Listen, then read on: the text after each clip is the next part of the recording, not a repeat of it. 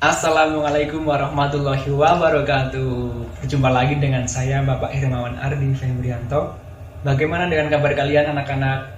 Alhamdulillah jika baik. Mari kita lanjutkan pembelajaran pada hari ini.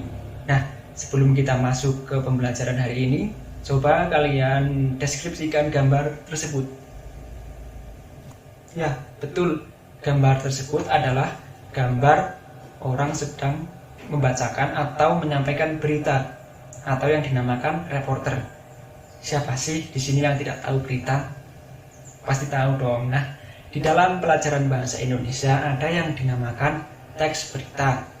Teks berita itu apa, Pak? Nah, teks berita itu adalah teks yang melaporkan kejadian, peristiwa, atau informasi mengenai sesuatu yang telah terjadi atau yang sedang terjadi. Nah, dalam penyampaian berita bisa secara tulis, bisa secara lisan. Secara tulis bisa kita baca di media cetak seperti di media koran. Nah, sedangkan secara lisan bisa kita lihat dan bisa kita dengar di televisi. Nah, kemudian kita masuk ke unsur-unsur berita. Siapa sih di sini yang tidak tahu dengan unsur 5W plus 1H? Nah, kemudian apa itu unsur 5W plus 1H? Yang pertama what, yang kedua who, yang ketiga when, yang keempat where, yang kelima why, dan yang keenam how. Nah, maksud dari itu semua apa sih? Maksudnya yang pertama what. Suatu berita dikatakan baik jika memenuhi unsur what. Artinya menjawab pertanyaan mengenai apa. Jadi berita tersebut apa sih? Apa berita tersebut? Nah, yang kedua ada wow. Suatu berita dikatakan baik jika memenuhi unsur wow. Artinya adalah siapa sih yang terlibat dalam berita tersebut. Nah, yang ketiga ada when. Suatu berita dikatakan baik jika memenuhi unsur when. Artinya adalah berita tersebut terjadi pada kapan. Kapan berita tersebut terjadi. Nah, yang keempat ada where. Suatu berita dikatakan baik jika memenuhi unsur where. Artinya di mana sih berita itu terjadi. Nah, yang kelima ada why. Suatu berita dikatakan baik jika memenuhi unsur why. Artinya adalah mendeskripsikan mengenai latar belakang berita tersebut. Dan yang terakhir ada how. Suatu berita dikatakan baik jika memenuhi unsur how. Artinya adalah membahas proses berita dan sebab akibat yang ada di berita tersebut.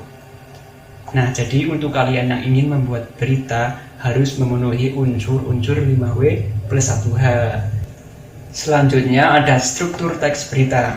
Nah, struktur teks berita itu ada 3. Yang pertama orientasi berita, yang kedua peristiwa berita, dan yang ketiga sumber berita.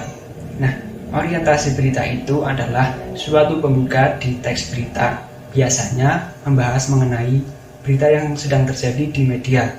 Yang kedua, peristiwa berita. Peristiwa berita adalah proses dari awal sampai akhir terjadinya berita sesuai dengan fakta yang sebenarnya dan sesuai dengan fakta yang ada.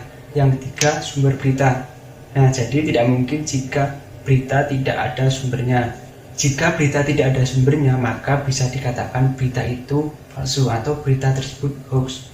Nah, jadi kalian jangan mudah untuk menyebarkan berita yang palsu atau berita yang tidak ada sumbernya.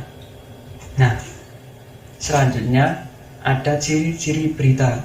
Nah, ciri-ciri berita yang pertama faktual. Faktual itu sesuai dengan fakta yang ada. Yang kedua aktual. Aktual itu berita tersebut terkini atau terbaru.